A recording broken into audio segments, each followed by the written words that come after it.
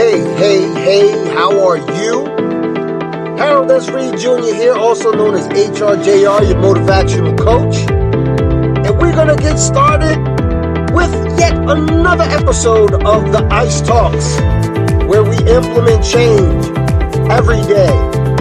I'm happy to say that I'm alive, I'm well, the weather sucks, but that's okay because ultimately, if it weren't for rainy days, how could we ever appreciate the beauty that comes from a clear sunny day? So sometimes we have to deal with adversity in our lives, but you know what? I always say as long as you get a chance to wake up, you get another chance to make today better than yesterday. And you also have the same chance, the same opportunity to make tomorrow better than it is today. So don't worry about how short life may be. Worry about your mark. Worry about your legacy. Worry about, matter of fact, let me stop. I need to correct myself. Sometimes I have to correct myself. I use the word that I don't care to use. I use the word worry. I said, don't worry about this, don't worry about that, or worry about something. F worry. Concern yourself with today. Concern yourself with tomorrow so that you can plan for tomorrow today. But as long as you work to make today better than yesterday, even if tomorrow is not promised for you, you made today count. So what we're going to talk about now is something I said just a couple seconds ago. I slid it in there. What is your mark? What is your legacy? What are you leaving behind in terms of what's been said about you? Something I've said ever since I wrote my first book, Find a Way to Make a Way. You're either part of the problem or you're part of the solution. Yes, that's a shameless plug. But something I've always said since I wrote that book, and I believe I wrote it on the back cover of that book. If you're unsure, if you want to know what your life's purpose should be, imagine what you want people to say about you at your funeral. And then between this day and that day, live up to all of those words. So if you want to be remembered, if you want to be remembered as someone who was kind, generous, thoughtful, helpful, all the best qualities you could think of in a human being. And we're all flawed, so nobody's perfect, but I would hope you would want people to talk about you and be truthful, and the content and context of which they're talking about when it comes to you all be, or for the most part, be positive. I'm recording this episode in North Carolina right now. I'm on my way to my speaker training, and I'm going to a retreat in Florida, and I always break the trip up, so I'm not driving 18 hours straight. I break the trip up, stop at my in-laws, rest, relax, have some good food, and then get on the road the next day or two after and handle my business. So here in North Carolina, I visited with a couple of very special people. One of them is a young man who I mentored when he was in high school. And I think I may have told this story in a few episodes back, but some of you may not have heard this story. So I'm going to tell it to you again. All right? And if you've heard it before, then enjoy. When I was a police officer, one day on patrol, I came across a young man who his energy was just totally off. And I'm not talking about his aura and all that, chakras and all that crap. I could just tell by looking at this young man. He was about 15 years old. And I could tell by just looking at him, he was either coming from trouble or on his way to trouble. So I rolled up on him and, just said, hey, brother, can I talk to you? And we had a conversation, and I was like, you look real upset, man. I just want to make sure you okay. And he wound up telling me how he got into an argument with his mother and his stepfather. And he just left the house. He just walked out the house. So, long story short, I calmed the brother down, took him back home, let his family know he wasn't in trouble. I didn't want him to get in trouble. I talked to him, calmed him down. I just wanted to bring him home so you guys can continue whatever it was y'all were talking about, but hopefully everybody had some time to cool down. That young man graduated high school, went on with his life, started doing some things, all good, working, doing what he's supposed to do. He had a son, taking care of his son. And he wound up coming down in North Carolina, and he became a sheriff's deputy for Durham County. And he called me, he reached out to me to invite me to his graduation. I was completely flattered, honored, privileged, whatever you could say, whatever you could think of. It just put joy in my heart. And I was able to, come down, see my man do his thing, get his graduation on and everything. And just to have him thank me was cool. But to have his mom thank me after all those years when he, we're talking like 15 years, almost 20 years, 15, 16, 17, some odd years ago. His mom thanked me for not only that first day, but every time, all the times I mentored him and talked to him over the years up until being there today. I got to actually meet this dude's father. Because remember I said, when I first met him, it was his mom and his stepdad. But his dad, his father, was there. I got to meet that man and have that man shake my hand and say, thank you for looking out for my son. I appreciate it. And so that was several months ago. Now, here we are. He's on the job. He's doing his thing. He's doing well. I'm passing through North Carolina, crashing at the in-laws for a bit. So me and my man went out and had drinks as two grown men. We had a great time, and he still had so many questions that he wanted to ask me about the job and how he should move. And I felt blessed to be able to share my experiences and give him some ideas and tell him what pitfalls to look out for and so on and so forth. So I feel as though I helped him, and I stay helping him. And then last night, depending on when you're listening to this, don't worry about it, but the night prior to this recording, or the day prior to this recording, forgive me, I was contacted by a young lady who I also mentored when she was in high school. Went to the same high school as the young man I was just telling you about. And long story short, her attitude was like, if you could come down here and see him and check on him, I'm down here now. You can come over and check on me, see how I'm doing. So we arranged to, go have dinner. And I said, make sure you bring your wife. Make sure you bring your kid. Yes, I said wife. Make sure you bring your kid. Yes, I said kid. They have a child together that she carried. Don't ask me how they inseminated or whatever. It ain't none of my business. Ain't none of yours. They happy. Right? So we had dinner. I got to meet her wife, got to play with the kid. And she said something to me that melted my heart. She told me that I was the most consistent father figure she's ever had. And she doesn't even communicate with her own parents for whatever reasons that exist within their family dynamic. She doesn't communicate with her parents, but she looks at me as more of a father than the one God gave her. Well, perhaps God gave her me to be that father because for whatever reason, that man wasn't meeting the criteria required. I'm not going to judge him. I never met him. But what she's really, then, as if my heart wasn't beginning to melt fast enough, she gives me the baby, puts the baby on my lap, and says, here, sit with Grandpa Reed. Come on now. And to tell you the honest to God truth, I love babies. I love babies. And she's like, you don't have to talk to him in baby talk. He's probably like a little under a year, going on his first year. You don't have to talk to him with the baby talk. We don't even talk to him with the baby. I said, listen, you just call me Grandpa.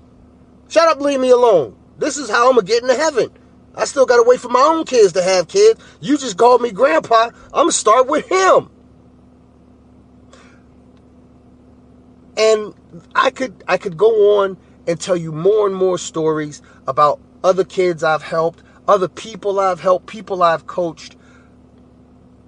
But I know good and well that when my time comes to meet my maker, these two people and their circumstances and my impact in their lives will be in my chapter in the book of life, if such a thing exists. I know that I am flawed. I know that I have a stubborn streak about me. Pardon my French. I know I have some asshole qualities about me, right? I know all of these things, and I own my own stuff. I'm not a perfect human being, never pretended to be, nor will I ever. But I know for certain that when my time comes to meet my maker, I will have some people that will speak highly of me, that will speak highly of my character. And then there'll be some people that'll be like, he ain't ish. He was an asshole. He was a jerk. And to the people who would say those things, I probably was an asshole. I probably was a jerk. I probably didn't like those people. So guess what? I don't care about what those people had to say. Enough talk about me. That's just the foundation. How does all of this benefit you? The same way I chose the path to be of service and help people. You don't have to put on a uniform. You don't have to wear a gun and a badge. You don't have to do that to be just as effective. I have friends who are teachers, who are educators. And I'm including people in the martial arts industry. You guys know I'm a martial artist. You know, anybody who takes the time to spend time with a young person and give them some good, wholesome quality instruction, some guidance, some counseling, some tutoring, some mentoring. Anybody who's willing to do that to help somebody else's child, that's a blessing. That's a good mark in your book of life. What do you want people to say about you when your time comes to meet your maker? What do you want people to remember you by? Think about this, okay? There's only, the reality is this, and this is very difficult to say, because I'm not, this isn't written. You're getting this straight from the heart. So I have to articulate my feelings properly to convey the proper message. The reality is this. Depending on what you've done with your life, the memory of you outside of your family may not last 10 years, 20 years. Provided you've done nothing with your life. Provided you've helped only yourself. But I'm not even going to say if. Look at it like this. There are people who are immortal based on what they've done with their lives. You know, anybody you can name throughout history in any arena, the people who have excelled to this day, and there are people who are still alive and they won't be here. Perfect example, Bruce Lee. Bruce Lee was the greatest martial artist, some would say, most would say, many would say, of his time. Martin Luther King Jr., Malcolm X, Marcus Garvey, Prince, Michael Jackson, Colin Powell. Colin Powell's still alive. No, I think Colin Powell passed. I don't remember off the top of my head if Colin Powell passed away. I think he did. I may not be sure. I'm not sure right now. But he's still a great man. He's still done great things, right? Anybody you could think of. Denzel Washington, Angela Bassett, anybody you could think of. Hell, scary as it is to say, Donald Trump. These are people who have done, good or bad, famous or infamous, these are people who have made a mark in the lives of millions. Now, you may not make a mark that will affect, or that would have affected, or will have affected, or whatever, you might not affect 1 million people around the world or millions of people around the world. But who can you help? Who's gonna teach their children the lessons you taught them and then give you credit for having taught those lessons? Who's gonna remember you a decade after you're gone? Because unless you do something that actually puts you in the history books, that puts you in your name in people's minds forever, people will, your memory will fade. Your legacy will be minimal. And I wouldn't want that for any of you. If anyone within the sound of my voice right now, I do not want your legacy to be, here she was here she is gone. They had some kids. I want you to do something with your life. And it's not about making a whole lot of money. It's not about being famous. Being famous is garbage. Anybody could get famous for doing the stupidest stuff. So it's not about that. I want to talk to you about helping people. I'm talking to you about, I'm going to say I want to talk, I'm talking to you about helping people. I'm talking to you about being of service to someone other than you and your own.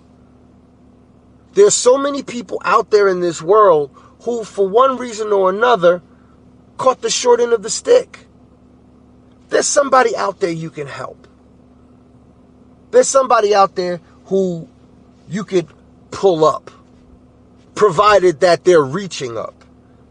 I'm very strong-willed about this particular thing I'm talking about now.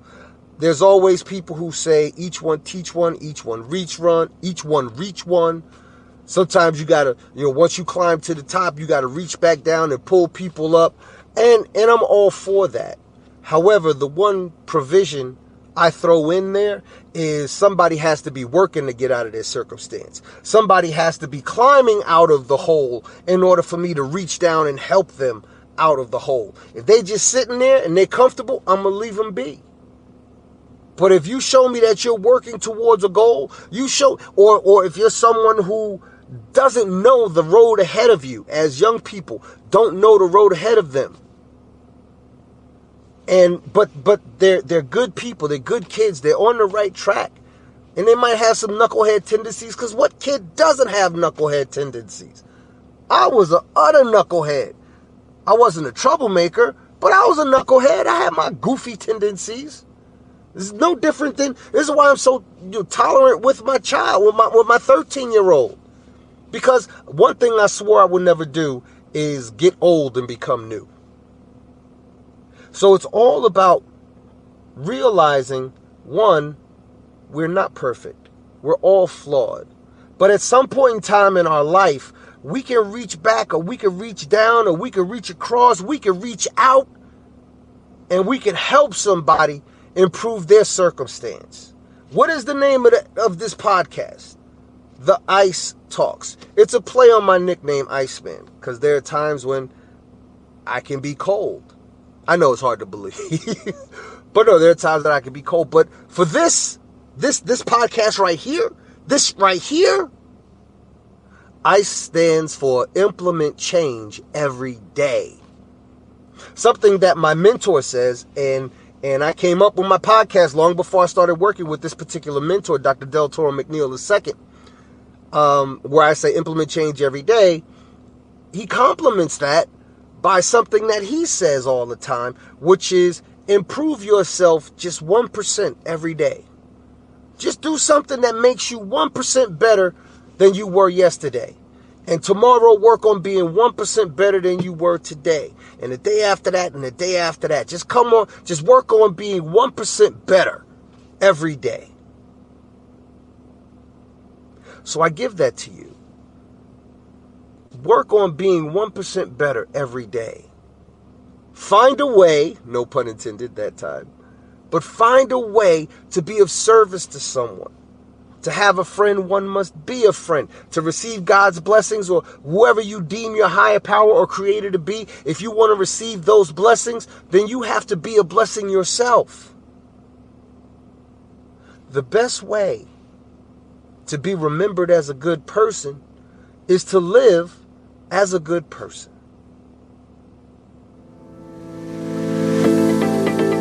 All right, that's the end of it. And I was watching the clock the whole time. So we're just over 20 minutes in. And I want to let you know that I have a happiness in my heart right now because of the people I've been able to spend time with recently. This episode was gonna be totally about something else. Last week was a bad week for me. Yet you guys got a powerful, positive episode. And I was gonna talk some more about just purging some feelings from last week. But you know what? I had so much fun and joy and juice in my life from these past 2 days that that's what I wanted to share with you. That's what I want to leave you with. I want to always, even if I start out on a negative note, I want to make sure I leave you with something positive.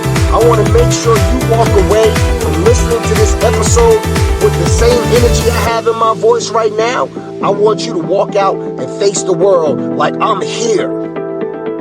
What you got? I want you to go out there and face the world knowing that you have everything you need to just be 1% better than you were the day before. You have everything in your power, in your possession that you need to just be a better person. You have everything in your power to help people. All you got to do is do it. I hope you enjoyed this episode as much as I enjoyed providing it for you. Feel free at any point in time to visit my website, www.coachhrjr.com. If you want me to work with you one-on-one, visit the coaching page and let me know how I can help you. I got QR codes on my website now. Technology is making life so much easier. So you can go QR code and pay for a copy of my books. Anywhere the copies of my books, there's a QR code there. If you want to set up an appointment to talk about coaching, then by all means, hit that QR code. Let's get it popping. Listen, I love you. And I don't feel any less a man saying it. There's women listening to this podcast. There's men listening to this podcast. I love you. If you are part of the human family, I love you.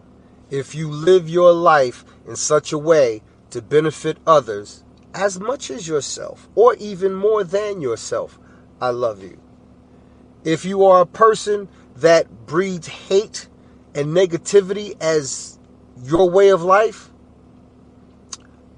no, I don't love you. You thought I was gonna take the high road? No. When they go low, I'm gonna kick them in the jaw. When they go low, sorry about that, I'm gonna kick them in the jaw. It's gonna be a brutal fight. I got no tolerance, no time for people who want to promote hate. I want to leave behind a positive mark in my life. What kind of mark will you leave behind? What will be your legacy? Think about it.